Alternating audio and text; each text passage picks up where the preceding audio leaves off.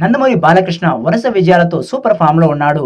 అఖండ ముందు సక్సెస్ లేని బాలయ్య అఖండ తర్వాత వరుసగా హ్యాట్రిక్ విజయాలు సాధించి సీనియర్ హీరోల్లో టాప్ లో నిలిచారు.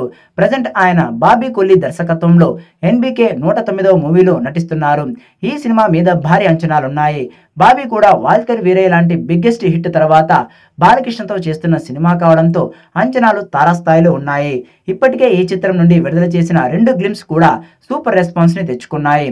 Balayya dialogue delivery, action scenes కూడా సినిమా మీద అంచనాలను మరింతగా పెంచేశాయి. ఈ సినిమా టైటిల్ కోసం ఫ్యాన్స్ ఎదురు చూస్తున్నారు. ఇప్పటి వరకు ఈ సినిమా టైటిల్ ని ప్రకటించలేదు. సినిమా షూటింగ్ శరవేగంగా జరుపుకుంటుంది. ఇప్పటికే సగానికి పైగా ఈ సినిమా షూటింగ్ కంప్లీట్ అయింది. కానీ ఇంకా టైటిల్ ని ప్రకటించకపోవడంతో ఫ్యాన్స్ నిరాశలో ఉన్నారు.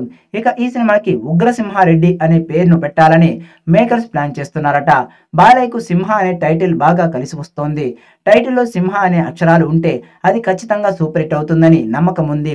అందుకే ఈ సినిమాకు ఉగ్రసింహారెడ్డి అనే టైటిల్ పెట్టబోతున్నట్టుగా తెలుస్తోంది. ఈ సినిమా టైటిల్ ని దసరా పండుగ సందర్భంగా ప్రకటించబోతున్నట్టుగా ఒక వార్త చక్కర్లు కొడుతోంది.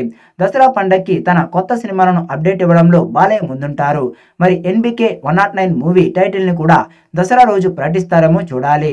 ఇక ఈ సినిమాలో 3 హీరోయిన్స్ నటిస్తున్నారని సమాచారం. ఊర్వశి రౌతేలా, శ్రద్ధా శ్రీనాథ్, ప్రజ్ఞా జైస్వాల్ నటిస్తారని తెలుస్తోంది. ఇక ఊర్వశి అయితే ఒక పోలీస్ అధికారి పాత్రలో నటించబోతోంది. అలాగే యువనటి చాందిని చౌదరి కూడా ఈ సినిమాలో ముఖ్య పాత్రను చేస్తోంది. ఇక ఈ సినిమాకి తమన్ అదిరిపోయే మ్యూజిక్ ని అందించబోతున్నట్లుగా సమాచారం. ఇప్పటికే విడుదలైన గ్లిమ్స్ లో అతని మ్యూజిక్ సూపర్ హిట్ అయింది. ఇక పాటల్లో కూడా అదిరిపోయే రేంజ్ లో తమన్ మ్యూజిక్ ఇచ్చినట్టుగా తెలుస్తోంది. త్వరలోనే ఈ చిత్రం నుండి టైటిల్ టీజర్ రాబోతున్నట్టుగా సమాచారం.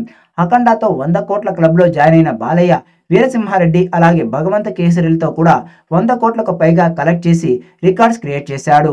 ఇప్పుడు బాబీ సినిమాతో 200 కోట్లకు పైగా కలెక్ట్ చేయాలని బాలయ్య టార్గెట్ గా పెట్టుకున్నట్టుగా సమాచారం.